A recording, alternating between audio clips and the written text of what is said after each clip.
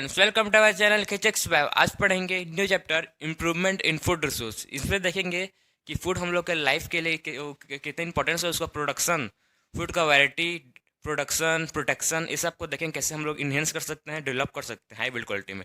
तो स्टार्ट करते हैं आज का लेक्चर। तो सबसे पहले देखते हैं इम्प्रूवमेंट इन फूड रिसोर्स। सबसे पहले समझते हैं हम लोग की रिसोर्सेज क्या है। रिसोर्सेज उस चीज़ को बोलते हैं जो चीज़ हम लोग के काम आ रहा है, जो हम लोग यूज़ कर रहे हैं। फॉर एग्जांपल, आप जो भी वो कॉपी पेन वो बुक जो रखे होंगे आपके, जो पढ़ रहे होंगे अभी, वो क्या है, वो रिसोर्स है जो आप यूज़ कर पा रहे हैं, जो पढ़ते हैं, पढ़ने के लिए यूज़ कर रहे हैं कॉपी को, बुक को। लिखने के लिए पेन यूज़ कर रहे हैं, पेंसिल रबड़, ये सब क्या है, रिसोर्सेज हैं।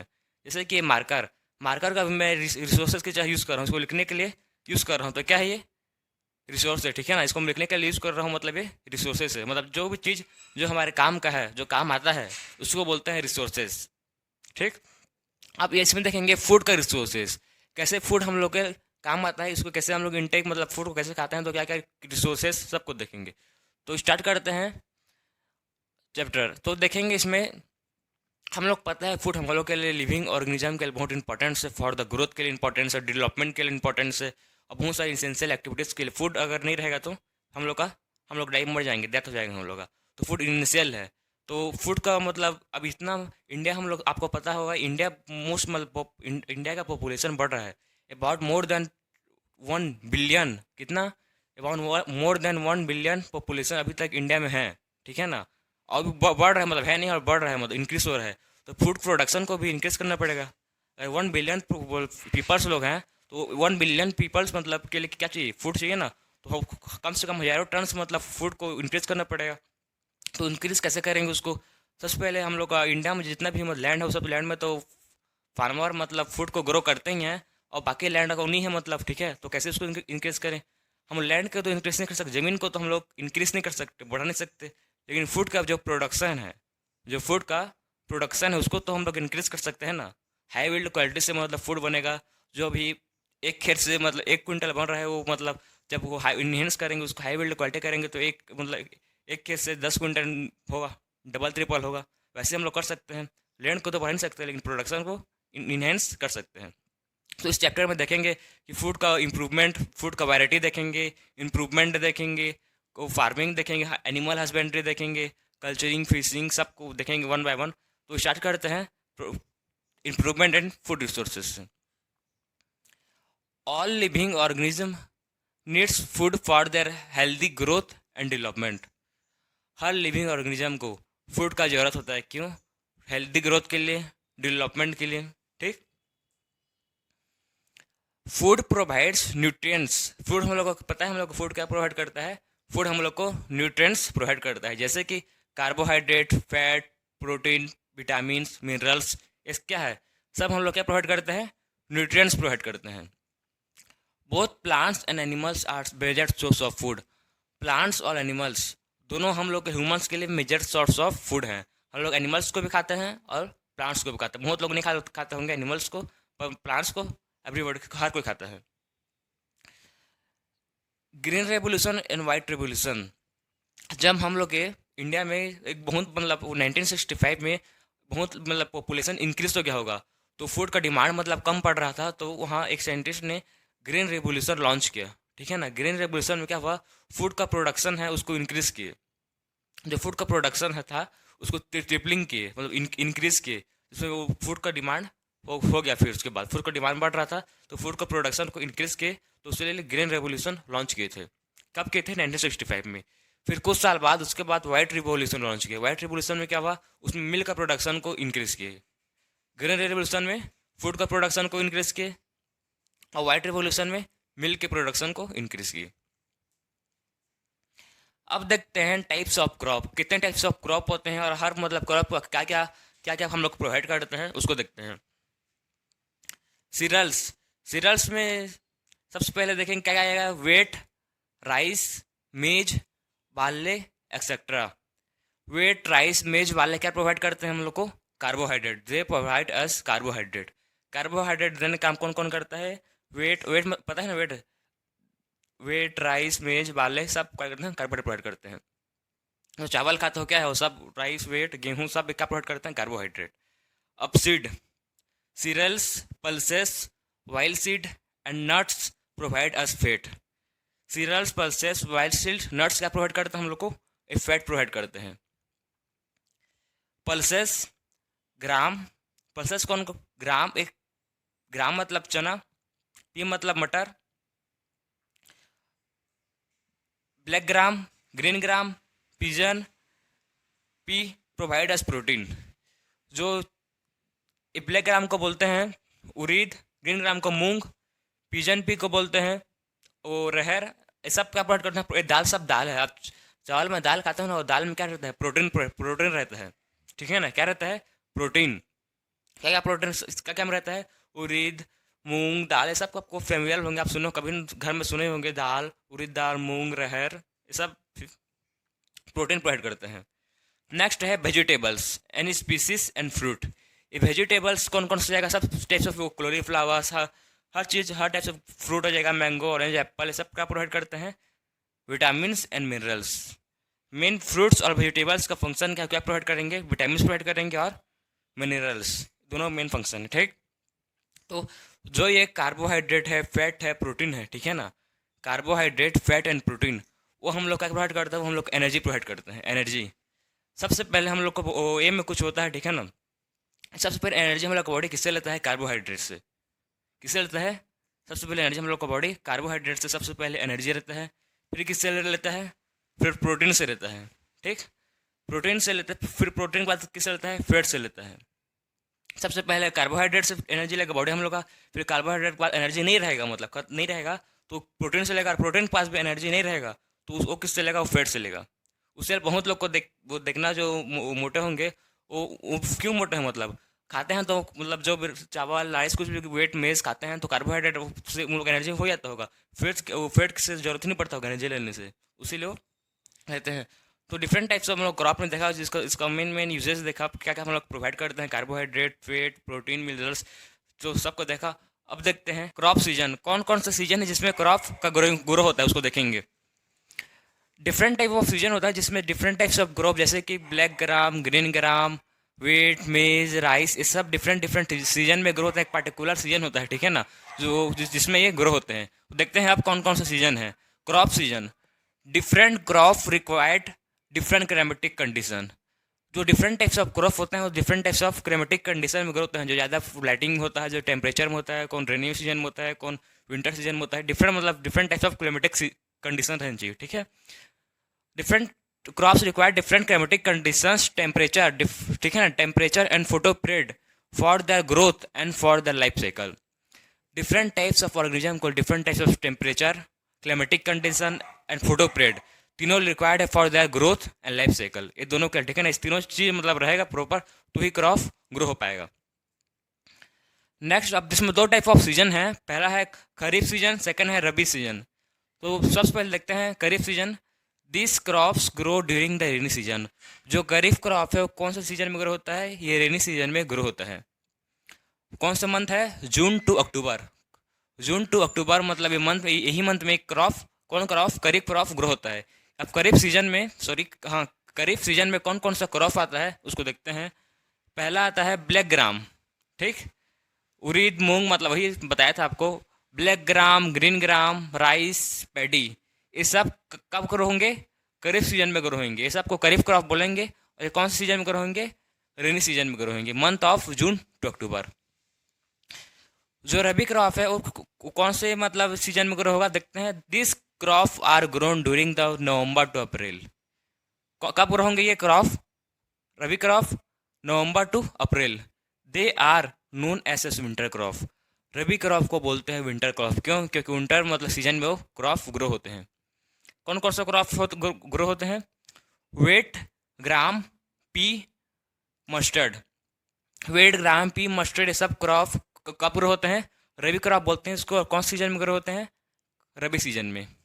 तो सिंपल है ये, खरीफ सीजन और रबी सीजन। खरीफ सीजन मतलब इसको बोलते हैं रेनी सीजन। ये इस खरीफ सीजन इस कब एक क्रॉप कब ग्रो होंगे? रेनी सीजन में ग्रो होंगे। और जो रबी क्रॉप है, इस क्रॉप कब सीजन में ग्रो होंगे? विंटर सीजन में ग्रो होंगे, ठीक। अब अब देखते हैं the major approaches to enhance the crop yield are. कौन कौन सा ऐसी मेजर प्रॉपर्टीज है, ठीक है ना, जैसे क्रॉप के क्वालिटी को इन्हेंस कर सकते हैं। The major approaches to enhance the crop yield are, first है क्रॉप वैरायटी इंप्रूवमेंट। हम क्रॉप के वैरायटी को इम्प्रूव कर सकते हैं, ठीक है ना। Different types of variety, intermixing, hybridization, जिसमें दो क्रॉप को मिक्स करके न्यू क्रॉप डेवलप कर सकते हैं। और डिफरेंट टाइप्स ऑफ वैरायटी है जिससे यूज़ करके हम लोग क्रॉप की वैरायटी ये कर सकते हैं। सेकेंड है क्रॉप प्रोडक्शन इंप्रूवमेंट। अब तो क्वालिटी बन के मतलब डिफरेंट टाइप्स ऑफ वैरायटी हम लोग ने बना लिया। अब क्रॉप का प्रोडक्शन कैसे उसको इन्हेंस करें, डेवलप करें, ठीक है ना। इंक्रीज प्रोडक्शन को इंक्रीज कैसे करें उसको देखेंगे। फिर थर्ड देखेंगे क्रॉप प्रोटेक्शन एंड इम्प्रूवमेंट, कैसे क्रॉप का प्रोटेक्शन करें, ठीक है ना। डिफरेंट टाइप्स ऑफ मतलब अलग एलिमेंट्स, मतलब अदर बर्ड्स किसी से भी हम लोग कैसे उसको प्रोटेक्ट करें अच्छे से, जो अच्छा क्रॉप हम लोग अच्छे से ग्रो हो पाएगा। तो सबको crop variety improvement, crop production improvement, कौन प्रोटेक्शन कैसे प्रोटेक्ट करें, सब इंप्रूवमेंट, ये तीनों को हम लोग वन बाय वन देखेंगे। तो सबसे पहले देखेंगे क्रॉप वैरायटी इंप्रूवमेंट, कैसे क्रॉप की वैरायटी को इम्प्रूव करें, इंप्रूवमेंट करेंगे, उसको देखेंगे। तो सबसे पहले देखते हैं हम लोग कोई भी क्रॉप को लेंगे तो उसमें कौन कौन सा कैरेक्टरिस्टिक्स होना चाहिए। सबसे पहले वो कोई सा भी क्रॉप लेंगे हम लोग इम्प्रूव करने के लिए, उसमें वो क्या क्या कैरेक्टरिस्टिक्स होनी चाहिए, उसमें डिसीज रेजिस्टेंस होनी चाहिए। क्या डिसीज रेजिस्टेंस होनी चाहिए, टेम्परेचर को टॉलरेट कर सके, रेस्पॉन्स टू फर्टिलाइजेशन को रेस्पॉन्स करे, हाई विल्ड हो, ठीक है ना, क्वालिटी हो प्रोडक्ट में, और बहुत सारा सैलरेंटी सब कोई से कोई ऐसी मतलब कोई पर्टिकुलर क्रॉप को लेंगे क्या करने के लिए, हाइब्रिडाइजेशन करने के। डिफरेंट क्रॉप को मिक्स करके new crop, new variety develop करेंगे। डिफरेंट टाइप्स ऑफ कैरेक्टरिस्टिक्स को लेंगे, उसको बोलते हैं हाइब्रिडाइजेशन, ठीक है। और बाद में मतलब कोई सा भी क्रॉप लेंगे, उसमें डिजायरेबल जीन को डालेंगे, उसमें डिजायरेबल कैरेक्टरिस्टिक डेवलप होगा, उसको बोलते हैं जेनेटिकली मॉडिफाइड क्रॉप। क्या बोलते हैं, जिसमें हम लोग पर्टिकुलर जीन को डालेंगे किसी भी प्लांट का, जो उसमें हर टाइप्स का कैरेक्टरिस्टिक्स हो, उसको बोलते हैं जेनेटिकली मॉडिफाइड क्रॉप। अब देखते हैं, स्टार्ट करते हैं हाइब्रिडाइजेशन से। तो हाइब्रिडाइजेशन क्या है, देखिए, the crossing between the two or more genetically dissimilar plant. इसमें टू और मोर जेनेटिकली, ठीक है ना, जो genetically similar plant dissimilar plant को क्रॉसिंग करेंगे तो एक न्यू वैरायटी डेवलप होगा। इसमें डिफरेंट टाइप्स ऑफ स्पेसिस को भी, सेम जीनस के स्पेसिस को भी क्रॉसिंग कर सकते हैं, उसमें भी मतलब न्यू वैरायटी आएगा। डिफरेंट वैरायटी को भी मतलब डिफरेंट टाइप्स ऑफ वैरायटी रहेगा, उसको भी इंटरमिक्सिंग करके न्यू वैरायटी डेवलप कर सकते हैं। तो मेन हाइब्रिडाइजेशन मतलब एक प्लांट है, दोनों प्लांट को हाइब्रिडाइज करेंगे तो इंटरमिक्सिंग करेंगे तो एक न्यू प्लांट बनेगा, ठीक है ना, वैसे ही है मतलब। तो अब देखते हैं नेक्स्ट कौन कौन से फैक्टर है, ठीक है, कौन कौन से अगर फैक्टर है जिससे हम लोग क्रॉप की इम्प्रूवमेंट, हाई विल्ड क्रॉप की कर सकते हैं, देखते हैं। तो सबसे पहले इम्प्रूवमेंट है हायर इल्ड, कि कोई भी प्लांट को मतलब कोई भी प्लांट है वो क्या होना चाहिए, उसमें हायर इल्ड रहना चाहिए। To increase the productivity of the crop per acre, हम लोग कैसे किसमें क्या करेंगे, क्रॉप की प्रोडक्टिविटी को इंक्रीज करेंगे। किस पर एकड़ आप लोग सुना होगा, हम बोलते हैं गाँव में मेरे पास 10 एकड़ का जमीन है, तुम्हारे पास 5 एकड़ 6 एकड़, उसी मतलब एकड़ है। तो पहले मतलब वो कोई एक मान लो 1 एकड़ में खाली 5 क्विंटल मतलब कुछ धान मतलब राइस या कुछ भी हो रहा था, ठीक है ना, हो रहा था। फिर अब जब उसको जेनेटिकली मॉडिफाइड क्रॉप करेंगे, अगर हाइब्रिडाइजेशन हेल्प से हाई बिल्ड करेंगे, तो मान लो डबल हो रहा है, 5 हो रहा था और 5 क्विंटल अब वो 10 क्विंटल हो रहा है। तो उसका हायर बिल्ड मतलब डेवलप हुआ ना प्लांट, मतलब वो क्रॉप इंक्रीज हुआ, उसका इनहेंस हुआ, उसी को बोलते हैं हायर बिल्ड। हम तो इंक्रीज द प्रोडक्टिविटी, हम कैसे प्रोडक्टिविटी को इंक्रीज करें। 5 था मतलब 5 क्विंटल हो रहा था पहले मतलब कोई भी एक फील्ड में, अब वो कितना हो रहा है, 10 हो रहा है, मतलब जस्ट डबल हो गया। तो उसका हम लोग हाई यील्ड को डेवलप किए, हायर यील्ड प्रोडक्टिविटी को इंक्रीज किए हैं। सेकंड क्या क्वालिटी होनी चाहिए, इंप्रूव्ड क्वालिटी। कोई भी क्रॉप क्या होनी चाहिए, इंप्रूव्ड क्वालिटी होनी चाहिए। Quality of the crop products vary from crop to crop. हर क्रॉप को डिफरेंट डिफरेंट क्वालिटी, जैसे कि पल्सेस, ग्राउंड नट, ये सब ऊपर क्या देते हैं, मतलब ये वाइल, वो ग्राउंड नट वाइल डेवलप करता है, तो ये डिफरेंट डिफरेंट इनका क्वालिटी हो वाइल का, ठीक है ना। प्रोटीन का डिफरेंट क्वालिटी हो, मिनरल्स, विटामिन, मतलब हर चीज़ को क्वालिटी हो, मतलब प्रॉपर क्वालिटी मिले, कुछ भी मतलब करेंगे तो क्वालिटी डेवलप हो, उसी को बोलते हैं इम्प्रूव्ड क्वालिटी का कुछ भी हम लोग को मिले। सी है biotic and abiotic resistance. Crops productions reduced due to the biotic and abiotic factor. जो क्रॉप का प्रोडक्शन है वो डिसीज रेजिस्टेंस होना चाहिए। क्या होना चाहिए? बायोटिक एनाबायोटिक रेजिस्टेंस होना चाहिए। फॉर द बायोटिक रेजिस्टेंस इसमें कौन कौन सा फैक्टर जाएगा? बायोटिक एनाबायोटिक में, बायोटिक में आपका होगा डिसीज, ठीक है ना, नेमाटोड्स, जर्म्स, फंगी, ये सब प्लांट प्रोटेक्ट करते हैं। तो प्लांट क्या रहना चाहिए? डिसीज रेजिस्टेंस चाहिए। कोई भी मतलब डिसीज आए तो उसको साथ लड़ने का क्षमता रहना चाहिए, रोकने का। अब बायोटिक फैक्टर कौन कौन सा है? Temperature, heat, cold, drop, water, मतलब सब कुछ वे बायोटिक फैक्टर में आएगा। इसको भी इस मतलब प्लांट के पास डिसीज रेजिस्टेंस रहनी चाहिए किसी भी मतलब चीज़ को टोलरेट करने के लिए। अब बायोटिक एंड बायोटिक रेजिस्टेंस। अब डी देखेंगे, चेंज इन मैच्योरिटी ड्यूरेशन। अब चेंज इन मैच्योरिटी ड्यूरेशन में देखेंगे। देखिए पहले कोई भी एक मतलब क्रॉप है जो एक लैंड में ग्रो हो रहा था, वो पाँच मतलब उसको मान लो, हाँ वीट है, हाँ वीट है, उसको मतलब पाँच पाँच महीना लगता था ग्रो होने में। कितना? 5 महीना। जब उसको हम लोग हायर विल्ड क्वालिटी किए हैं, उसका मैच्योरिटी को चेंज करके हम, ठीक है ना, जो 5 महीना से हो रहा था उसको हम लोग 3 महीना में ग्रो हो रहा है अब क्रॉप। तो उसमें क्या होगा? उसमें बहुत मतलब जो एक साल में मतलब जो 2 ही बार ग्रो कर पाया था, 1-2 बार ग्रो कर पा रहा था, उसको 3-4 बार कर सकता है, मतलब डबल, जस्ट डबल कर सकता है, ठीक है ना। साल में मात्रा 5 महीने में एक बार ग्रो कर रहा था क्रॉप को, तो साल में 2 बार कर पाएगा, ठीक है। तब वो 3 महीना में जो 5 महीना में जो क्रॉप ग्रो हो रहा था वो 3 महीना में हो रहा है। कितना? 3 महीना में। तो साल में कितना मतलब 3-4 बार नहीं ग्रो कर पाएगा। तो वैसे ही हम उसके चेंज, उसका बोलते हैं ड्यूरेशन को चेंज कर सकते हैं। करेंगे तो मतलब जल्दी क्रॉप ज़्यादा विल्ड और प्रोडक्टिव होगा, और क्रॉप इनहेंस होगा, प्रोडक्शन भी इंक्रीज होगा। The shorter the duration of the crop from the slowing to harvesting, more the economical in the is the variety।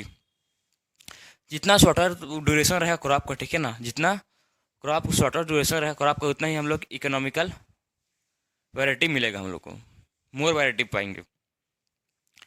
Wider adaptability. Crop which can grow in different condition help in setting high production. जो जो भी crop different condition को tolerate कर सके, ठीक है ना, मैं आपको वही बात, डिफरेंट कंडीशन, डिफरेंट मतलब सॉइल में ग्रो हो, डिफरेंट क्लाइमेटिक कंडीशंस, किसी भी रजिस्ट हो, उसको बोलते हैं वाइडर एवेबिलिटी। उसके पास एडेबिलिटी रहनी चाहिए किसी भी मतलब चीज़ से टोलरेट करने के लिए। तो क्या होगा? उसे हाई प्रोडक्शन होगा। अब फैक्ट देखते हैं, desired agronomic trait. Desired economic trait क्या है? कोई भी प्लांट हम लोग को मतलब डिजायर्ड चाहिए, जैसे कि हम लोग को जैसे वेट राइस, हम लोग को ज़्यादा लंबा या मतलब ज़्यादा लॉन्ग या प्लांट नहीं चाहिए, छोटा प्लांट चाहिए जिससे हम लोग खाली राइस या वेट से मतलब, उससे मतलब पौधा से घास से मतलब नहीं है। क्यों? क्योंकि हम लोग कुछ काम करनी है, खाली हम लोग को वेट या राइस से मतलब है। जितना छोटा रहेगा उतना ही कम वो न्यूट्रिशन लेगा, ज़्यादा लंबा रहेगा तो न्यूट्रिशन ज़्यादा लेगा, ठीक है ना। तो जितना छोटा रहेगा उतना कम न्यूट्रिशन लेगा, तो हम लोग को यूजफुल है, और जितना मतलब उसको कटिंग करने के लिए हेल्पफुल, हार्वेस्ट करने के लिए भी सिंपल होगा। उसको बोलते हैं डिजायर्ड इकोनॉमिक ट्रेट।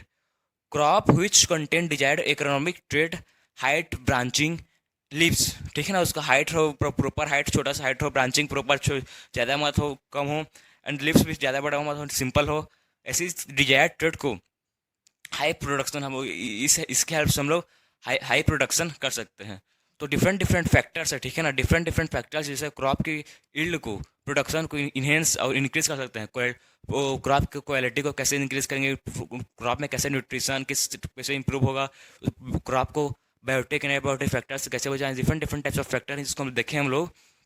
ये सब फैक्टर इंपॉर्टेंट है। Higher yield, improve quality, biotic anabiotic resistance, change in maturity duration, wider adaptability, desired economic trait, ये सब फैक्टर इंपॉर्टेंट है जिससे हम लोग क्रॉप की क्वालिटी को इन्हेंस और यील्ड को, प्रोडक्शन को बढ़ा सकें। तो यही था क्रॉप वैरायटी इंप्रूवमेंट। अब देखेंगे नेक्स्ट, क्रॉप प्रोटेक्शन इंप्रूवमेंट। हम लोग कैसे क्रॉप को प्रोटेक्ट करें disease causing organisms of other harmful bacteria, ठीक है ना। तो जो क्रॉप को डिसीज करवाता है उसको कैसे प्रोटेक्ट करें देखेंगे अब। To protect crop against disease cause organism, कैसे क्रॉप को प्रोटेक्ट करें किससे? डिसीज कॉज से। अब सबसे पहले देखते हैं कैसे कैसे कंट्रोल करें क्रॉप को, प्रोटेक्ट करें डिसीज से। पहला है पेस्ट कंट्रोल ड्यूरिंग ग्रोथ। कैसे पेस्ट को कंट्रोल करें? कब कब क्रॉप का ग्रोथ हो रहा है। Paste is any destructive organism which can destroy और हार्म क्रॉप। पेस्ट का है एक डिस्ट्रक्टिव ऑर्गेनिज्म है जो क्रॉप को पूरा बर्बाद कर देता है, क्रॉप को ग्रो नहीं होने देता, वो उसको fertility, nutrition, high yield cut सब को डिक्रीज कर देता है। ठीक है, इसके टाइप्स हैं, पहला है weeds, insects and pathogen. Weeds को देखते हैं, वीड्स क्या है? Weeds unwanted plant in A cultivated field. क्या है? एक अनवांटेड प्लांट है जो हम लोग के काम जरूरत का चीज़ नहीं है। अनवांटेड प्लांट जो जरूरत का चीज़ नहीं है इन अ कल्टिवेटेड फील्ड। हम लोग अब देखिए, मान लो कोई फील्ड है जिसमें हम लोग राइस, पेडी या वेट मतलब कल्टीवेट किए हैं, और उसमें मतलब बहुत वो कल्टीवेट तो राइस भी पेडी किए हैं, लेकिन उसमें अनवांटेड प्लांट मतलब दूसरा अनवांटेड प्लांट जैसे कि जैंथियम एंड पार्थिनियम, ये दोनों प्लांट ग्रो हो गया है। ठीक है ना, जो हम लोग का काम करनी है अनवांटेड है, जो हम लोग को कोई मतलब नहीं, जो क्या कर रहे हैं ये वो फूड ले रहे हैं, स्पेस ले रहे हैं, लाइट ले रहे हैं। ठीक है ना, किससे? क्रॉप से। जो हम लोग क्रॉप को दे रहे हैं वो ये सब ये ले रहे हैं, जैंथियम एंड पार्थिनियम। तो क्रॉप तो मतलब न्यूट्रिशन कम मिलेगा उसको, स्पेस में तो अच्छे से ग्रो नहीं हो पाएगा। ठीक है ना, कल जो क्रॉप है वो अच्छे से ग्रो नहीं हो पाएगा, सब न्यूट्रिशन सब तो ये ले रहे हैं, तो उसीलिए उसको मतलब क्रॉप का फर्टिलिटी डिक्रीज होगा, हाई विल डेवलप नहीं होगा, उसका इंप्रूवमेंट नहीं हो पाएगा, अच्छे से ग्रोथ नहीं हो पाएगा। तो इसको भी हम लोग वेट्स को भी कंट्रोल करना पड़ेगा। सेकेंड है इंसेक्ट। इंसेक्ट भी है जो प्लांट को क्रॉप को हार्म करता है। Insect can harm the plants by they cut root stem and leaf. ये प्लांट को कैसे हार्म करते हैं? ये रूट स्ट्रीम और लीव्स को कट कर देते हैं। And suck the cell safe, और ये सब क्या करते हैं? ऐसा करता है सेल सेप को डिफरेंट पार्ट ऑफ प्लांट में जाके। थर्ड है pathogens. Different types of pathogen देखते हैं। Any organism such as bacteria, fungi and viruses can cause disease. ये कौन कौन से बैक्टीरिया, वायरसेस, फंगाई, ये different air, soil, water different चीज़ में प्रेजेंट रहते हैं और डिसीज कॉज करते हैं किसके? क्रॉप में, प्लांट में। अब देखते हैं वीड्स, इसको अब देखते हैं weeds insect and disease pathogen को कैसे कंट्रोल करें, हम लोग कैसे कंट्रोल करें जो क्रॉप हम लोग अच्छे से ग्रो पाएगा। Weeds insect and disease can be controlled by pesticides. किससे? पेस्टिसाइड से। इंपॉर्टेंट है ये, किसे कंट्रोल कर सकते हैं? One of the most famous method है जिससे हम लोग कंट्रोल कर सकते हैं, वो है पेस्टिसाइड्स। इसमें कौन कौन सी चीज़ इंक्लूड होते हैं? हार्बिसाइड्स, इंसेक्टिसाइड्स एंड फंगिसाइड्स। तीनों इंपॉर्टेंट है, हार्बिसाइड, इंसेक्टिसाइड एंड फंगिसाइड्स। ये तीनों के क्या कर सकते हैं? पेस्ट को कंट्रोल करते हैं, डिसीज कॉजिंग ऑर्गेनिज्म से बचाते हैं। पेस्टिसाइड करेंगे तो वीड्स, इंसेक्ट और पैथोजन सब मर जाएंगे, ये मारने काम करता है कौन? पेस्टिसाइड्स। अब देखते हैं स्टोरेज ऑफ ग्रेन। कैसे ग्रेन को स्टोरेज हम कर सकते हैं, बहुत लॉन्ग टाइम तक रख सकते हैं। सीजनल जो ग्रेन रहता है उसको लॉन्ग टाइम तक ईयर टू ईयर रख सकते हैं, लेकिन उसमें दो प्रॉब्लम आता है। सबसे पहला है बायोटिक प्रॉब्लम एंड सेकेंड है एबायोटिक प्रॉब्लम। उसको कैसे करेंगे देखें। सबसे पहले बायोटिक प्रॉब्लम कौन सा है देखते हैं। Living organism like insect, bird, mites, bacteria and fungi, ये सब लिविंग ऑर्गेनिज्म जो क्या करते हैं? स्टोरेज ऑफ ग्रेन को इन्फेक्ट करते हैं। कौन कौन सा? Insect, bird, mites, bacteria and fungi.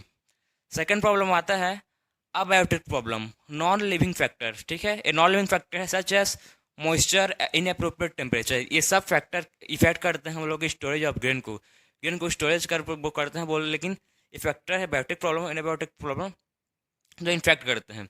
लेकिन ऐसे ही कुछ लोग ऑर्गेनिक फार्मिंग में होता है जिससे बायो फर्टिलाइजर यूज़ करते हैं। ठीक है ना, बायो फर्टिलाइजर यूज़ करते हैं, उसको मतलब अच्छा से हाई बिल्ड क्वालिटी रिलेट होता है, न्यूट्रिशन होता है। आजकल बहुत लोग ऑर्गेनिक फार्मिंग कर रहे हैं जिससे बायो फर्टिलाइजर यूज़ करते हैं, मेन्योर, ठीक है ना, काउ डंग, ये सब को यूज़ करके क्रॉप की मतलब है यील्ड को बढ़ा, प्रोडक्शन को इंक्रीज कर रहे हैं, और डिफरेंट टाइप्स ऑफ कंट्री में सब कर रहे हैं। तो इस मतलब टॉपिक में देखें है crop protection improvement, crop production improvement में से। तो मेनली क्रॉप को कौन कौन सा मतलब न्यूट्रिएंट्स चाहिए देखें। सबसे पहले देखेंगे ए न्यूट्रिएंट्स मैनेजमेंट। कौन कौन सा न्यूट्रिएंट्स प्लांट का जरूरत है क्रॉप को जो ग्रो कर पाए। मेनली 3 मतलब क्रॉप को न्यूट्रिएंट्स मिलता है। पहला है एयर से मिलेगा, सेकेंड है वाटर से मिलता है, और थर्ड है सॉइल। एयर, वाटर, सॉइल, ये तीनों से न्यूट्रिएंट्स मिलता है किसको? क्रॉप को, जो अच्छे से ग्रो हो पाए हाई विल्ड क्वालिटी के साथ। अब देखते हैं न्यूट्रिएंट्स मैनेजमेंट। सोर्सेस देखते हैं सबसे पहले कौन कौन सोर्स है। एयर है, वाटर है और सॉइल है। एयर में कौन कौन सा आता है? कार्बन और ऑक्सीजन। एयर में कौन कौन सा न्यूट्रिएंट्स है? कार्बन आता है और ऑक्सीजन। ये कहाँ से मिलता है? ये मिलता है एयर से। वाटर से कौन सा आता है? हाइड्रोजन वाटर में मिल जाता है, हाइड्रोजन एयर में मिल जाता है, कार्बन और ऑक्सीजन। हो गया एयर और वाटर का देख लिया। अब देखते हैं सॉइल। सॉइल में कौन कौन सा न्यूट्रिएंट्स मिलता है। मेनली सॉइल में दो पार्ट में डिवाइड किया गया है। एक है मैक्रो न्यूट्रिएंट्स, MACRO, ठीक है, मैक्रो न्यूट्रिएंट्स। एक है माइक्रो। यह है मैक्रो और यह माइक्रो। दोनों वर्ड से कंफ्यूज मत होना। मैक्रो मतलब होता है लार्ज अमाउंट ऑफ न्यूट्रिएंट्स, इस मतलब मैक्रो मतलब लार्ज, बड़ा, ज़्यादा, ठीक। और माइक्रो मतलब स्मॉल, छोटा। तो उसको मैक्रो मतलब लार्ज अमाउंट ऑफ न्यूट्रिएंट्स चाहिए, और माइक्रो मतलब स्मॉल ऑफ न्यूट्रिएंट्स। किसको? क्रॉप को, प्लांट को ग्रो होने के लिए। अब सबसे पहले देखते हैं मैक्रो न्यूट्रिएंट्स कौन कौन सा है। Nitrogen, phosphorus, potassium, calcium, magnesium, sulphur. ये जो nitrogen, phosphorus, sulphur, calcium, magnesium है, उसको प्लांट मतलब क्रॉप को ग्रो होने के लिए इसको लार्ज अमाउंट ऑफ चाहिए, ज़्यादा चाहिए, इसलिए इसको बोलते हैं मैक्रो न्यूट्रिएंट्स। अब माइक्रो न्यूट्रिएंट्स में देखते हैं। माइक्रो न्यूट्रिएंट्स में कौन कौन सा न्यूट्रिएंट्स चाहिए। Iron, manganese, boron, zinc, copper, molybdenum and chlorine. ये सब न्यूट्रिएंट्स किस में चाहिए? इसमें स्मॉल अमाउंट ऑफ चाहिए। इसको माइक्रो और वो मैक्रो, ठीक। मैक्रो मतलब लार्ज और माइक्रो मतलब स्मॉल अमाउंट। अब हो गया। तो ये मेनली मतलब एयर, वाटर और सॉइल, ये तीनों से हम लोग को क्या मिलेगा? न्यूट्रिएंट्स मिलता है। इस सबको ये सब इंपॉर्टेंट है। ये सब न्यूट्रिएंट्स प्रॉपर, सब न्यूट्रिएंट्स प्लांट को मिलेगा, क्रॉप को कोई क्रॉप को मिलेगा तो प्रॉपर ग्रो होगा, हाई बिल्ड क्वालिटी के साथ इम्प्रूव होगा। अब देखते हैं मैन्योर एंड फर्टिलाइजर्स। मैन्योर होता है ऑर्गेनिक सब्सटेंस, फर्टिलाइजर होता है इनऑर्गेनिक सब्सटेंस, ठीक। मैन्योर होता है ऑर्गेनिक सब्सटेंस, जो नेचुरल सब्सटेंस है उसको बोलते हैं मैन्योर, ठीक है ना, जैसे नेचुरल हम लोग बनाते हैं उसको। और फर्टिलाइजर मतलब जो इंडस्ट्री में, फैक्ट्री में बनता है बड़ा बड़ा, उसको बोलते हैं फर्टिलाइजर, केमिकल सब्सटेंस। अब manure, it is a source of organic matter.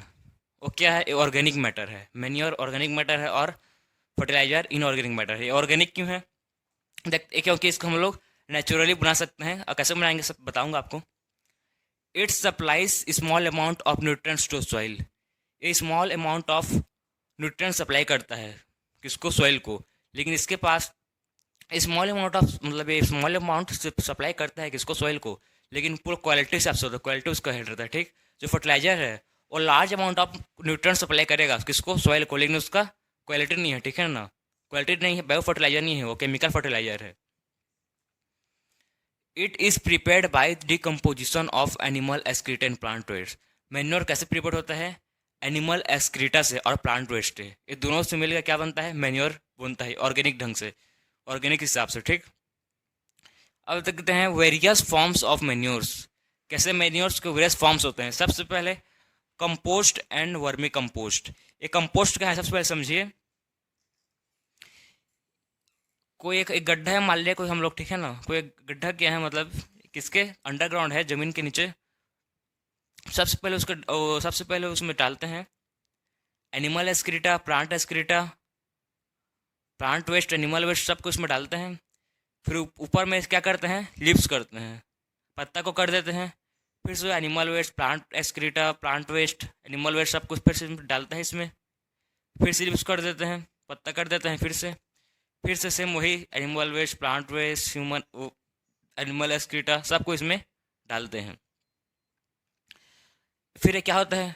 फिर ये डिकम्पोज होगा तो न्यूट्रिएंट्स बनाता है, न्यूट्रिएंट्स बना के सॉइल को देता है। तो इसको बोलते हैं, इस प्रोसेस को बोलते हैं कंपोस्टिंग। क्या बोलते हैं? कंपोस्टिंग। अब ये वर्मी कंपोस्ट क्या है? वर्मी कंपोस्ट मतलब इसमें अर्थवाम इसको डाल देंगे तो उसको बोलते हैं वर्मी कंपोस्ट। सेकेंड है ग्रीन मैन्योर। दो एग्जाम्पल है प्लांट का, सन हम्प और गौर। ये सन हम्प और ग्वार का है। देखिए जो मतलब एक मान लिया हम लोग कोई लैंड है, ठीक है, मतलब कोई फील्ड है जिसमें हम लोग कल्टिवेट किए हैं क्रॉप को कल्टिवेट किए हैं, तो इसमें अनवांटेड वीड्स आ जाता है, पता है आपको। तो ऐसे मतलब ये क्या करता है, जो सॉइल की फर्टिलिटी को कोई भी बार बार वही लैंड मतलब वही फील्ड में ग्रो करेंगे तो सॉइल की फर्टिलिटी डिक्रीज हो जाता है। तो सॉइल की तो न्यूट्रिएंट्स नीचे चल देता है, ग्राउंड में चल देता है। जो न्यूट्रिएंट्स सरफेस में अवेलेबल रहता है वो ग्राउंड के नीचे चलता है, ज़मीन के नीचे चल देता है। तो ये प्लांट क्या करता है? प्लांट को किसी भी क्रॉप फील्ड मतलब किसी भी क्रॉप को ग्रो करने के पहले, ठीक है ना, मैं मान लो वीट पैडी किसी ग्रो करना है तो उससे पहले हम लोग ये प्लांट को ग्रो करते हैं। वो सन हम और ग्वार को ये क्या करता है, ये न्यूट्रिएंट्स को, सब न्यूट्रिएंट्स को ऑब्जर्व करता है अपना, ठीक है, न्यूट्रिएंट्स ऑब्जर्व करता है अंडरग्राउंड से, फिर उसको कहाँ ला के रख देता है, सरफेस में ला के कर देता है। तो ज़मीन के नीचे न्यूट्रिएंट्स है, ठीक, जो ज़मीन के नीचे न्यूट्रिएंट्स था उसको ये सरफेस में ला के वो कर देता है। तो फिर सरफेस में आता है, फिर इसको हम लोग इसको निकाल के उखाड़ के फेंक देते हैं, किसको, सन हम और ग्वार प्लांट को उखाड़ फेंक देंगे तो न्यूट्रिएंट्स कहाँ से जाएगा, सरफेस में रहेगा, तो सॉइल फिर से फर्टिलिटी रहेगा। तो क्रॉप क्या होगा, क्रॉप हाईली ग्रो होगा, हाई बिल्ड क्वालिटी का क्रॉप डेवलप मिलेगा, उसका प्रोडक्शन इंक्रीज होगा, ठीक। तो इसीलिए ग्रीन मैन्योर उसी को बोलते हैं कि दोनों प्लांट यूज़ करते हैं ग्रीन मैन्योर के लिए। अब देखते हैं फर्टिलाइजर्स, कौन कौन सा फर्टिलाइजर है। मैं बताया आपको फर्टिलाइजर क्या है, जो फैक्ट्री में बनता है और इनऑर्गेनिक होता है, ऑर्गेनिक नहीं इनऑर्गेनिक होता है। They have large amount of nutrients like nitrogen, phosphorus, potassium. They are made of chemical substance. ये लार्ज, इसके पास लार्ज अमाउंट ऑफ क्या होता है, नाइट्रोजन होता है, फॉस्फोरस होता है, पोटेशियम होता है। They are made up of chemical substance. ये किससे बनता है, केमिकल सब्सटेंस से बनता है ये। They are soluble in water. Fertilizer क्या होते हैं, सोल्यूबल होते हैं वाटर में, सोल्यूबल के साथ मतलब जल्दी पानी में घुल जाते हैं, लेकिन मैन्योर भी घुल जाता है। लेकिन इसमें से मेन डिफरेंस का है इसका मैन्योर एंड फर्टिलाइजर का, कि मैन्योर है वो है ऑर्गेनिक, फर्टिलाइजर है इनऑर्गेनिक, ठीक। मैन्योर क्या है, नेचुरल सब्सटेंस है जिससे हम लोग बना सकते हैं। ये फर्टिलाइजर ये बड़े बड़े फैक्ट्री में बनता है। इसमें कौन सा सबसे बेस्ट है, ये बेस्ट है हम लोग है manure. Organic farming, organic farming best है। आप कहीं भी मॉल में जाइए तो आप उसमें देखिए, मतलब वेजिटेबल्स लोग का उसका मतलब रेट हाई फाई रहता है, क्यों रहता है, ऑर्गेनिक फार्मिंग से बनता है। एक बूंद मतलब उसमें कुछ भी केमिकल यूज़ करते ही नहीं है, ऑर्गेनिक ढंग से, मतलब किसी भी टोमेटो पोटैटो को वो ग्रो करते हैं प्रॉपर से। Chemical fertilizer, pesticide, fungicide, insecticide कोई यूज़ नहीं करते, प्रॉपर ऑर्गेनिक नीम का पत्ता को करके यूज़ करते हैं, मतलब करते हैं organic, proper organic farming use करते हैं। उसलिए उन लोग का महंगा रहता है, मतलब थोड़ा ज़्यादा अमाउंट का रहता है, कॉस्टली रहता है, इसलिए मिलता है वो। तो यही था इसमें मैन्योर और फर्टिलाइजर में, कैसे कैसे मैन्योर यूज़ करें और फर्टिलाइजर यूज़ करें। अब देखते हैं मेथड ऑफ इरिगेशन। अब इरिगेशन का मेथड देखें, डिफरेंट डिफरेंट मेथड देखें, कौन कौन से मेथड जिससे वाटर हम लोग स्टोर कर के रख सकते हैं क्रॉप के लिए, जो इंपॉर्टेंट है।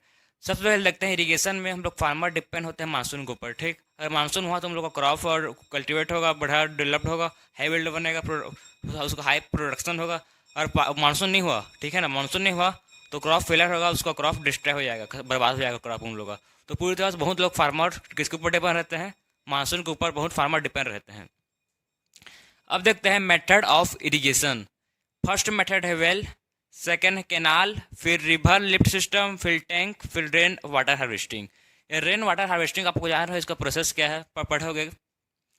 सबसे पहले देखते हैं वेल। वेल में आता है डग वेल एंड ट्यूब वेल। ये डग वेल क्या है, आपने देखा होगा कुआं, कुआं को बोलते हैं डग वेल, ट्यूबवेल को बोलते हैं बोर, बोर रहता है उसको बोलते हैं ट्यूबवेल, और कुआं को डग वेल। इसमें हम लोग वाटर को रख सकते हैं, ठीक है। फोर्थ सेकंड है canal. This get water from large river. Canal में कहाँ से वाटर मिलता है, रिवर से, उसमें लार्ज अमाउंट ऑफ वाटर रहता है, रिवर। थर्ड है river lift system. Water is directly taken from the rivers to pump. Water को हम लोग डायरेक्टली किससे लेते हैं, रिवर पंप से लेते हैं, किससे, कहाँ से, रिवर से डायरेक्टली, बीच में कोई इंटरमीडिएट नहीं, सीधा डायरेक्टली वाटर को लेते हैं रिवर से।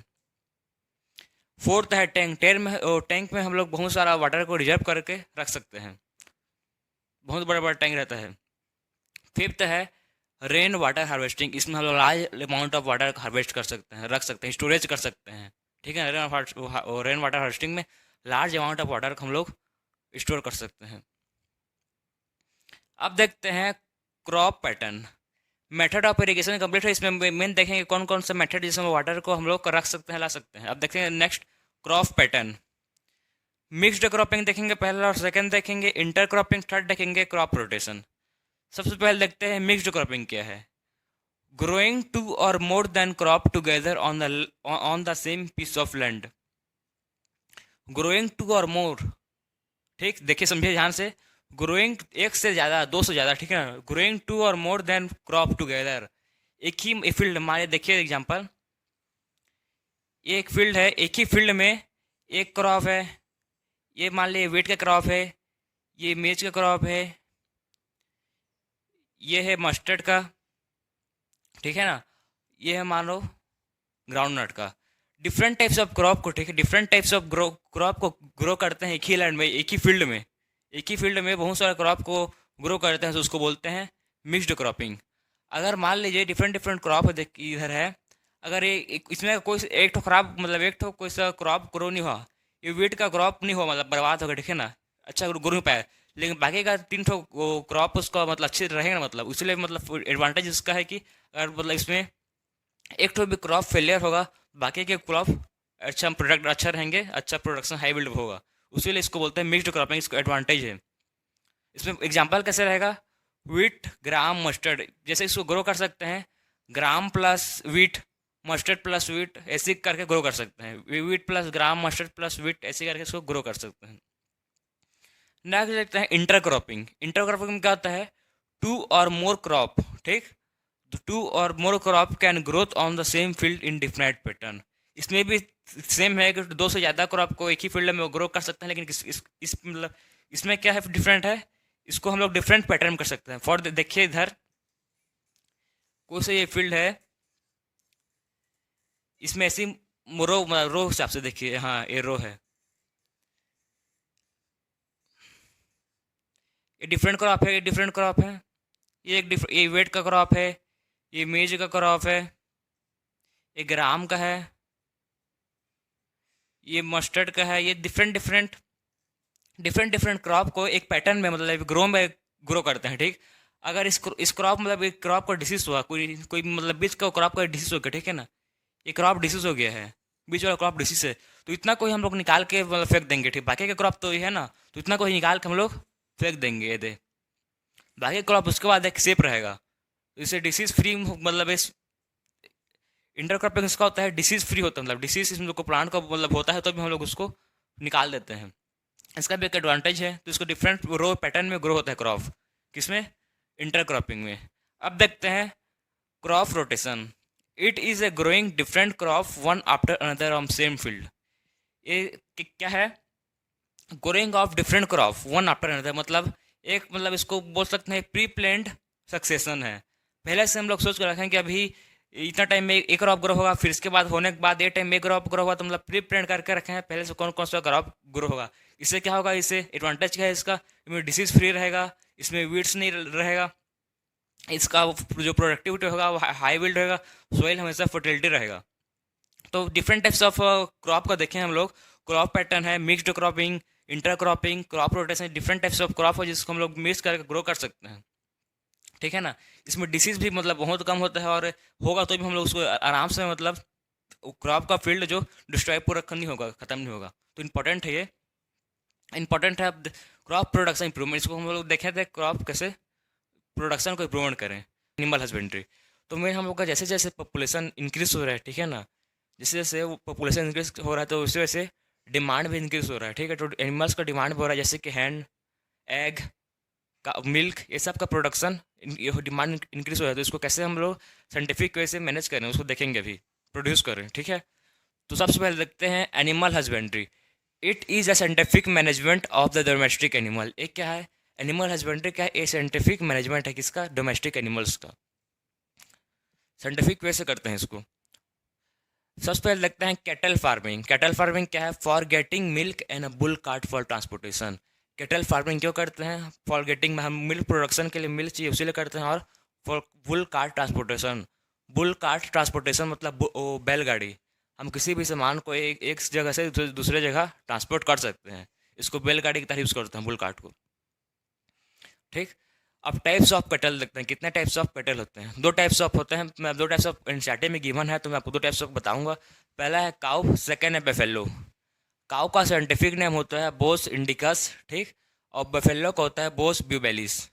काउ का क्या होता है साइंटिफिक नेम, बाओ, वो बोस इंडिकस, और बफेलो का बोस ब्यूबेलिस, ये साइंटिफिक नेम है। अब देखते हैं milch animals and draught animals. ये मिल्च एनिमल्स क्या है और ड्रॉट एनिमल्स क्या है। मिल्च एनिमल्स उसको बोलते हैं milk producing animal. Milch animal मतलब मिल्क प्रोड्यूसिंग एनिमल, जो मिल्क प्रोड्यूस करता है उसको बोलते हैं मिल्च एनिमल्स। ये क्या होता है, ये फीमेल होते हैं, ऑब्वियसली फीमेल होंगे तो ही तो मतलब मिल्क प्रोड्यूस करेंगे, मेल थोड़ी प्रोड्यूस करेगा milk. Draught animals do not produce milk. ये ड्रॉट एनिमल्स क्या होता है, ये मिल्क प्रोड्यूस नहीं करते हैं, यूज्ड फॉर एग्रीकल्चर वर्क। तो ड्रॉट एनिमल्स है वो मिल्क प्रोड्यूस नहीं करते हैं, उसको एग्रीकल्चर यूज़ करते हैं। फॉर द एग्जाम्पल बैड वही मतलब वो बुल कार्ट फॉर ट्रांसपोर्टेशन के यूज़ करते हैं उसको, बैल गाड़ी की तरह सामान को एक जगह से दूसरी जगह पहुँचाने लेके आने। अब देखते हैं लैक्टेशन पीरियड। ठीक, लैक्टेशन पीरियड क्या है उसको देखते हैं। The period from the milk production. ठीक, क्या है, the period from the milk production between the birth of the young one and the pregnancy is called the lactation period. Lactation lactation period उसको बोलते हैं जब कोई भी the period of milk production, जब मिल्क प्रोड्यूस हो रहा है, प्रोडक्शन हो रहा है मिल्क का, तो उसको बोलते हैं लैक्टेशन। कब से, जब वो यंग बर्थ होगा, कब तक, जब तक वो प्रेगनेंसी नहीं होगा तब तक उसको बोलेंगे लैक्टेशन पीरियड। अब देखते हैं 2 types of breed. Breed 2 types of होते हैं, पहला है लोकल ब्रीड, सेकेंड है फॉरेन ब्रीड। लोकल ब्रीड में कौन कौन से आते हैं एनिमल्स कब आते हैं, सिंधी एंड साहिवाल। आपने सुना होगा उनका नाम, सिंधी साहिवाल जो गांव के होकर हम लोगों ने सुना ही होगा। सिंधी और साहिवाल क्या है, लोकल ब्रीड है। फॉरेन ब्रीड क्या है, जर्सी एंड ब्राउन स्विस। एक क्या है, ये फॉरेन ब्रीड है। कौन कौन, जर्सी एंड ब्राउन स्विस। जो लोकल ब्रीड है वो क्या है, उसमें क्या ज़्यादा होता है, उसमें डिसीज रेजिस्टेंस होता है। एक काउ लोग में मतलब डिसीज रेजिस्टेंस होता है, बीमार ना पड़ने का, कम बीमार पड़ते हैं लोग, डिसीज रेजिस्टेंस होते हैं। लेकिन जो फॉरेन ब्रीड है, ठीक, वो लॉन्ग पीरियड ऑफ लैक्टेशन, क्या है, वो लॉन्ग पीरियड ऑफ लैक्टेशन मतलब long period of milk produce करता है, ज़्यादा समय तक मिल्क प्रोड्यूस करता है। किससे, वो लोकल ब्रीड से। तो ये मिल्क प्रोडक्शन के लिए ज़्यादा होते हैं और ये लोकल ब्रीड वो डिसीज रेजिस्टेंस के लिए। तो हम लोग इसको क्या करते हैं, हम लोग ने मतलब साइंटिस्ट लोग क्या करते हैं, इसको इस दोनों को क्रॉसिंग करते हैं, लोकल ब्रीड को और फॉरेन ब्रीड को क्रॉसिंग करते हैं, तो एक न्यू वैरायटी बनता है। वो क्या होगा, उसमें डिसीज रेजिस्टेंस भी होगा और लॉन्ग पीरियड ऑफ लैक्टेशन करेगा। ठीक, ये दोनों को मिलाएंगे तो ये disease resistance plus long period of lactation, मतलब वो उसको बीमार भी नहीं पड़ेगा और ज़्यादा टाइम तक मिल्क भी प्रोड्यूस करेगा। ठीक, अब देखते हैं नेक्स्ट, केयर ऑफ कैटल। हम लोग कैटल को कैसे केयर कर सकते हैं। पहला है क्लीनिनेस कर सकते हैं और सेकंड फूड, क्या क्या फूड नीड है और कौन सी क्लीनिनेस करेंगे। कैटल को, एनिमल्स को रखने का प्रॉपर क्लीनिनेस की ज़रूरत पड़ता है, क्यों, डिसीज ना हो। अगर प्रॉपर मतलब क्लीन ना रहा, प्रॉपर फूड, शेल्टर, कोल्ड अगर प्रॉपर नहीं मिलेगा तो वो डिसीज हो जाएंगे, एनिमल का डेथ हो जाएगा, या अगर डिसीज होंगे तो लैक्टेशन नहीं होगा, मतलब मिल्क प्रोड्यूस भी नहीं कर पाएंगे। इसीलिए उसको प्रॉपर क्लीनिनेस जरूरी है। Cleanliness, roofed shelter protection. Roofed shelter protection मतलब जहाँ पर भी एनिमल्स रहेंगे वहाँ पर छत रहनी चाहिए। From the cold rain cold heat and cold, पानी से, गर्मी से, कोल्ड ठंड से, हर चीज़ से उसको प्रोटेक्ट होना चाहिए, प्रॉपर शेल्टर होना चाहिए। Regular brushing of skin of cattle, regular animal मतलब गाय बेफेलो सबको रेगुलर धोना चाहिए, ब्रशिंग करना चाहिए, क्योंकि उनका डिसीज फ्री रहेगा। Sloping floor fall a shelter for avoiding water logging. Floor जो जहाँ पर रहेंगे एनिमल्स लोग, वहाँ पर फ्लोर का होना चाहिए, ड्राई रहना चाहिए, सूखा रहना चाहिए। गीला रहेगा तो उसमें बहुत सारे जम्स रहेंगे, इसीलिए फ्लोर स्लोपिंग फ्लोर रहना चाहिए। अब देखते हैं food. Roughage mainly contain fibres. जो फूड होते हैं रफेज क्या कंटेन करते हैं, फाइबर। रफेज मतलब वही घास और पैरा भी बोलते हैं, ये सब क्या कहलाएगा, रफेज कहलाएंगे। वो क्या कंटेन करते हैं, फाइबर कंटेन करते हैं। ठीक, और कॉन्सेंट्रेट कंटेन प्रोटीन। कॉन्सेंट्रेट कौन कौन से इसमें जो ही कौन ले जाएंगे, इसमें प्रॉपर वो विटामिन मिनरल्स वाला प्रॉपर देते हैं गाय लोग को दाना, वो सब किस में आएंगे, कॉन्सेंट्रेट में आएंगे। Food containing micronutrients, vitamin and minerals. Food containing पास क्या क्या रहता है, विटामिन रहता है, मिनरल्स रहता है प्रॉपर। तो वो काउ लोग को, बेफेलो लोग को प्रॉपर न्यूट्रिएंट्स मिलेगा, तभी वो अच्छे से मिल्क प्रोड्यूस कर पाएंगे लॉन्ग समय तक। तो वही विटामिन और मिनरल्स प्रॉपर मिलने चाहिए, प्रॉपर क्लीननेस होना चाहिए, जो ही हम लोग मतलब ठीक ठाक प्रोड्यूस कर पाएंगे अच्छा और बढ़िया रहेंगे। तो आप देखते हैं कौन डिसीजेस, कौन कौन सा डिसीज एनिमल्स को हो सकता है, उसे देखते हैं। Disease can cause death and reduce the milk production. Disease हो तो एनिमल का डेथ हो सकता है या मिल्क प्रोडक्शन रिड्यूस हो सकता है। पैरासाइट्स, ये पैरासाइट क्या है, डिसीज कॉजिंग ऑर्गेनिज्म। क्या है, डिसीज जो डिसीज कॉज करता है, ठीक है, उसको बोलते हैं parasite. Disease causing organism is called parasite. ये पैरासाइट एक्सटर्नल पैरासाइट होते हैं और इंटरनल पैरासाइट होते हैं। एक्सटर्नल मतलब बॉडी के बाहर प्रेजेंट होते हैं, आउटसाइड द बॉडी, जैसे कि स्किन में, ठीक, उसको बोलते हैं एक्सटर्नल पैरासाइट। और जो अंदर बॉडी के अंदर प्रेजेंट होते हैं उसको बोलते हैं इंटरनल पैरासाइट, जो बॉडी के अंदर प्रेजेंट रहते हैं।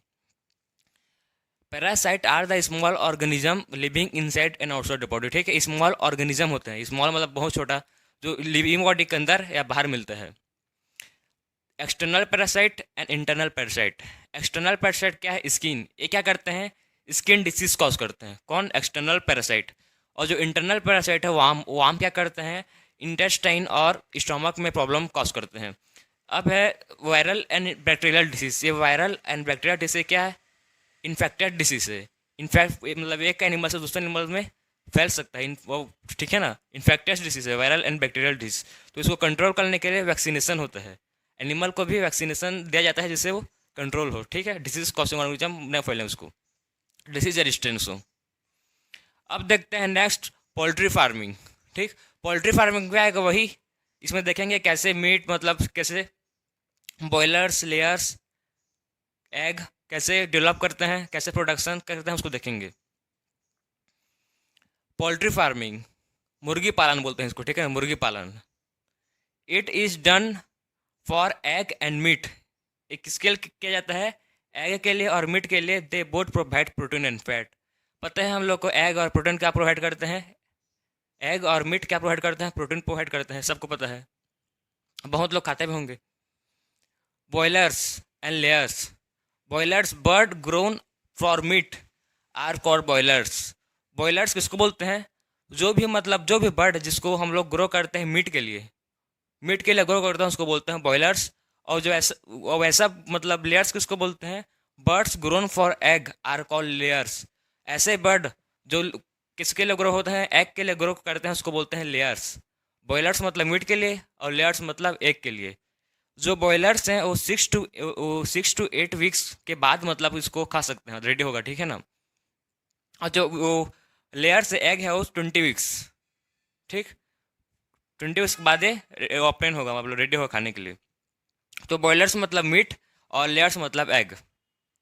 Crossing, cross breeding between the Indian Aseel and Leghorn to enhance the properties in hand.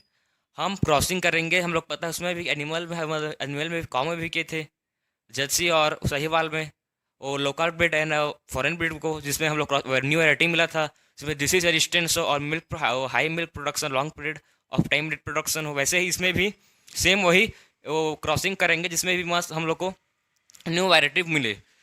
कौन कौन सा करेंगे? इसमें असील एंड लेगहॉर्न, ये दोनों को क्रॉसिंग करेंगे। इसको देसी मुर्गी बोलते हैं, पता होगा बहुत लोगों को, देसी मुर्गी। इस दोनों को वो करेंगे। जो असील है वो इंडियन है और जो लेग हॉर्न है वो फॉरेन है। इस दोनों को करेंगे, क्रॉसिंग ब्रीडिंग करेंगे न्यू ये करने के लिए। तो इससे क्या क्या इन्हेंस प्रॉपर्टीज होगा उसको देखते हैं। पहला, more and better quality chicks.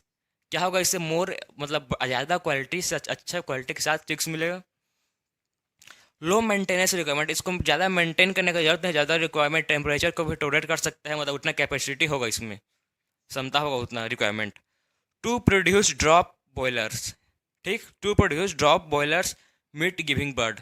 ये ड्रॉप मतलब छोटा रहे लेकिन हाई वेट वाला रहे, छोटा रहे पर वजन रहे। इस वजन से मतलब है ना कॉस्टली, मार्केटिंग करना है तो, ठीक है ना, मार्केटिंग करना है तो हम लोग को वो ड्रॉप रहे और मीट गिविंग हो, मीट ज़्यादा रहे। तो डिफरेंट डिफरेंट टाइप्स को आप देख चुका कि क्या इंपॉर्टेंस है, मतलब इसको इन्हेंस करके हम लोग कैसे इसको प्रोडक्शन को चीज़ बॉयलर्स ले उसको इन कर सकते हैं। जब अब जो बॉयलर्स है उसको ना प्रोटीन, ठीक, प्रोटीन और विटामिन ए एंड के, बॉयलर्स को विटामिन ए एंड के का नीड होता है इसको ग्रो होने के लिए, जल्दी ग्रो होने के लिए।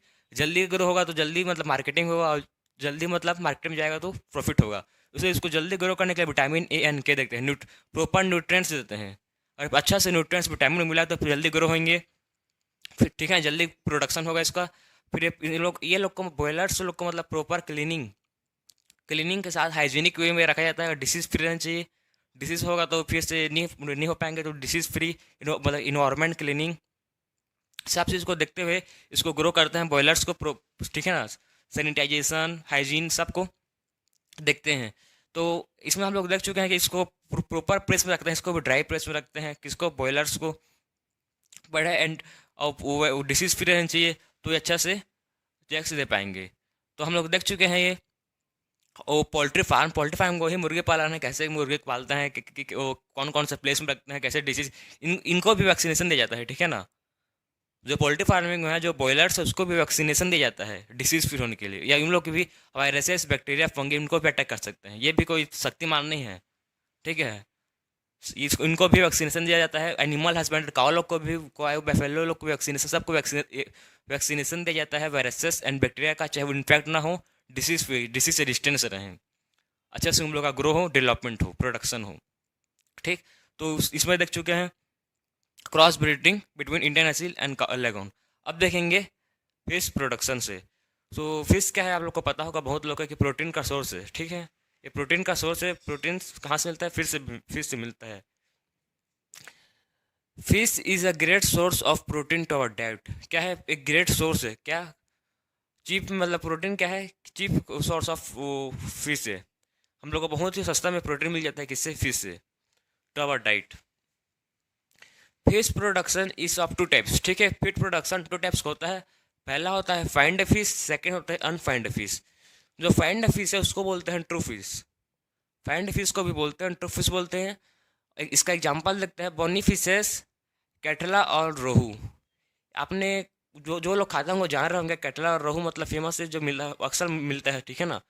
तो कैटला एंड रोहू वो किसका एग्जांपल है? फाइंड फिश का। और अनफाइंड फिश का एग्जांपल है prawns and molluscs. Prawns and molluscs किसका एग्जांपल है? अनफाइंड फिश का। आप देखते हैं कौन कौन से टाइप्स है, मतलब कौन कौन से मेथड है जिससे हम लोग फिश को ऑब्टेन कर सकते हैं, ठीक है। तो पहला मेथड है कैप्चर फिशिंग। तो देखते हैं कैप्चर फिशिंग क्या है। Capture fishing, naturally living fishes in various water bodies are captured. मतलब कैप्चर्ड फीडिंग मतलब नेचुरल, मतलब कहीं पर भी कोई लैक्स पॉन्ड, कहीं पर रिवर्स, कहीं पर भी फिश मतलब नेचुरली है, ठीक है ना। जिसको हम लोग कल्चर, मतलब जिसको हम लोग कल्चर नहीं किए हैं, फिश को मतलब डाले नहीं, छोटा फिश को मतलब कल्चर नहीं किया, नहीं डाले हैं, मतलब नेचुरली ऑकरिंग है, उसको बस हम लोग पकड़ते हैं, पकड़ेंगे। पहले से फिश है, उसको हम लोग जाके सिर्फ पकड़ेंगे, उसको बोलते हैं कैप्चर फिशिंग। उसमें कुछ मेहनत नहीं, खाली जाके फिश को पकड़ना है। मतलब कहीं भी हो सकता है, रिवर, पॉन्ड्स, ओशियन, लैक्स, कहीं भी हो सकता है, खाली उसको पकड़ना को बोलते हैं कैप्चर्ड फिशिंग। कल्चर फिशिंग, आप वर्ड से समझ जाते होंगे, सब समझ रहे होंगे। कल्चर फिशिंग मतलब इसमें फिश को कल्चर किए हैं, फिश को पर्टिकुलर पॉन्ड्स, लेक्स में कल्टिवेट किए हैं, ठीक है ना। प्रॉपर फूड न्यूट्रिशन दिए हैं उसको, फिश को, जो जाके वो डेवलप हुआ है। Fishes of desired variety are cultivated in confined area. ऐसे फिशेस, ठीक है ना, जिसका डिजायर्ड, हम लोग ऐसे फिश है जिसमें डिजायर्ड क्वालिटी हो, उसको पर्टिकुलर एरिया में कन्फर्म करके ग्रो किए हैं, कल्टिवेट किए हैं। Also call aqua culture. इसको क्या बोलते हैं? एक्वा कल्चर भी बोलते हैं। एक्वा कल्चर किसमें किसमें कर सकते हैं? पॉन्ड्स, ओशियंस, लेक्स, लिवर्स, ये सब में हम लोग कल्टिवेट कर सकते हैं। किसको? कल्चर फिशिंग को। तो capture fishing and culture fishing clear होगा आपको। कैप्चर मतलब हम लोग कहीं का भी फिश है, उसको हम लोग कैप्चर पकड़ के लाएंगे, वो पकड़ के लाएंगे, ठीक है ना, कोई मेहनत करने की जरूरत नहीं है। सेकेंड है कल्चर फिशिंग, मतलब उसको अच्छी मेहनत करने की जरूरत पड़ेगा आपको, मतलब पहले से आपको फूड सब चीज़ देना पड़ेगा, प्रिपेयर करना पड़ेगा, कल्टिवेट करना पड़ेगा एक कन्फाइंड एरिया में, उसको बोलते हैं कल्चर फिशिंग। अब देखते हैं दो टाइप्स ऑफ फिशेस है। सबसे पहला है मराइन फिशिंग और सेकेंड है इंग्लैंड फिशिंग। अब मैराइन फिशिंग में देखते हैं कौन कौन सा है। It includes fish production in ponds, rivers, reservoir. एक कौन कौन सा फिश प्रोडक्शन कहाँ कहाँ होता है इसका? पोन्ड्स में होता है, रिवर्स और रिजर्वर। किसका? मराइन फिश का, मराइन फिशिंग का। अब देखते हैं England fishing. It includes fish production in fresh water. जो इंग्लैंड वाटर है वो क्या होता है? ये मराइन मतलब सोल्टी वाटर, ठीक है ना।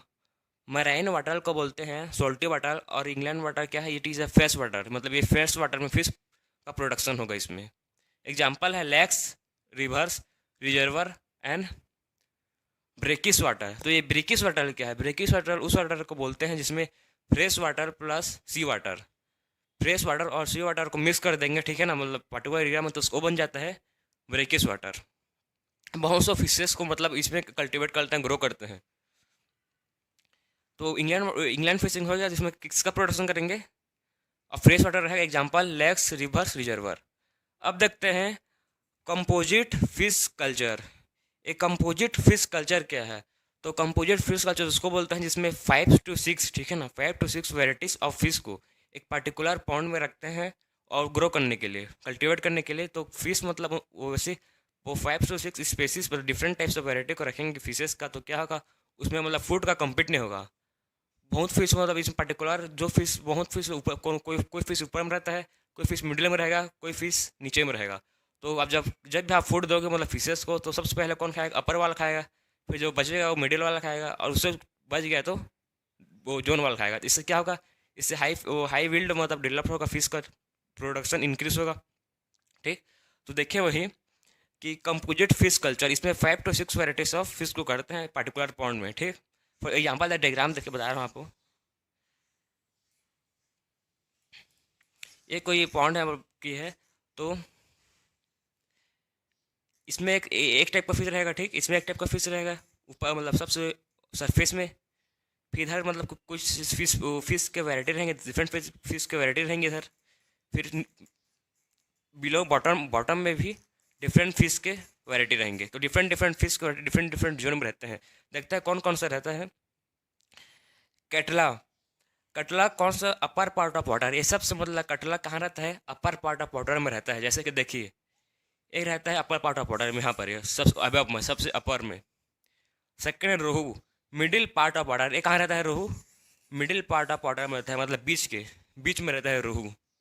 और तीसरा है mrigals, feed at the bottom part of water. ये कहाँ रहता है, बॉटम मतलब नीचे, सबसे नीचे पार्ट में तो आप कभी भी आप फूड डालेंगे, ठीक है ना, फूड मतलब डालेंगे तो सबसे पहले कौन खाएगा उसको, अपर पार्ट ऑफ वाटर मतलब ये फिश खाएंगे। इससे कोई बच गया, ठीक है, मतलब फूड कोई बच गया तो फिर मिडिल पार्ट वाला खाएगा। इससे कुछ फूड बच गया तो कौन खाएगा, बॉटम वाला खाएगा। तो इससे मतलब फूड का मतलब कम्पीट नहीं होगा, हम लोग अच्छा से ग्रो होंगे। इसका एडवांटेज क्या है, मोर इल्ड प्रोडक्शन होगा, हाई विल्ड का प्रोडक्शन होगा। और लेकिन इसका एक ही इसमें डिसएडवांटेज है, प्रॉब्लम आता है जब मानसून टाइम, ठीक है, मानसून टाइम ये लोग सब वो एग को ले करते हैं सब फिश लोग। तो सब फिश लोग एक पर्टिकुलर मानसून ही टाइम एग को ले करते हैं, तो मतलब फिश लोग का फास्ट ग्रोइंग नहीं हो पाता, क्योंकि एक ही टाइम करेंगे तो प्रोडक्शन होगा, मतलब फिश लोग का क्वान्टिटी में इंक्रीज होगा, तो इसीलिए हम लोग फास्ट ग्रोइंग नहीं कर पाते हैं। वही एक प्रॉब्लम, बाकी सब मतलब इसमें अच्छा से हाई बिल्ड क्वालिटी का फिश का डेवलप होता है। तो अब देखते हैं नेक्स्ट बी कीपिंग, कैसे बी को कीप कल्चर करेंगे, कैसे हनी और वैक्स का प्रोडक्शन करेंगे। हनी और वैक्स मोस्ट इंपॉर्टेंट, हनी तो मोस्ट वाइडली यूज है। इसको हनी को मतलब बहुत लोग वाइडली यूज कर रहे हैं और इसका मेडिसिन में भी यूज़ हो रहा है। तो कैसे उसको फार्मर लोग हनी को कल्चर करते हैं फॉर एडिशनल प्रॉफिट के लिए, ठीक है, अपना प्रॉफिट के लिए फार्मर लोग हनी को कल्चर करते हैं, प्रोडक्शन करते हैं। और उसमें क्योंकि वो लो इन्वेस्टमेंट में हो जाता है, उसीलिए हनी का प्रोडक्शन करते हैं। तो अभी देखते हैं bee keeping. Bee keeping, it is a practice of keeping, caring and management of honey bees. एक क्या है, बी कीपिंग क्या है, एक प्रैक्टिस है किसमें कि वो बी का कीपिंग करते हैं, उसको केयरिंग करते हैं, प्रॉपर मैनेजमेंट करते हैं ऑन द लार्ज स्केल। मतलब इसको छोटा अमाउंट में नहीं करते, मतलब लार्ज स्केल में करते हैं for the production of obtaining Honey and wax. कि वो प्रॉपर क्लीनिंग, कीपिंग और मैनेजमेंट करेंगे तो क्या होगा, लार्ज अमाउंट में करेंगे तो अच्छा से प्रोडक्शन होगा हनी एंड वैक्स का। Apiary, the setting of the number of the bee hives in a desirable location. एक क्या है, हम लोग किसी भी वो बी हाइव्स को एक पर्टिकुलर मतलब डिजायरेबल लोकेशन लगते हैं, ठीक है, for the honey production. For the example देखिए अपैरी के आपको बता रहा हूँ, पर्टिकुलर कोई से भी एक लोकेशन, ठीक है ना, तो उसमें ऐसे ऐसे स्टैंड टाइप का करते हैं। आप एनसीईआरटी बुक में गिवन है डायग्राम, ऐसे ऐसे पार्टिकुलर स्टैंड करते हैं। तो इसमें अपैरी में क्या होता है, 20 अपना हाइव्स बनाते हैं, ठीक, छत्ता बनाते हैं, फिर इसमें हनी कलेक्ट करते हैं, तो इसे बोलते हैं apiary. The setting of number of the bee hives in particular मतलब प्रॉपर है, कोई डिजायरेबल लोकेशन होता है, मतलब परफेक्ट लोकेशन होता है ये, इसी को बोलते हैं अपैरी, ठीक, नंबर ऑफ द बीस। अब देखते हैं इंडियन वेराइटीज़ ऑफ बीस।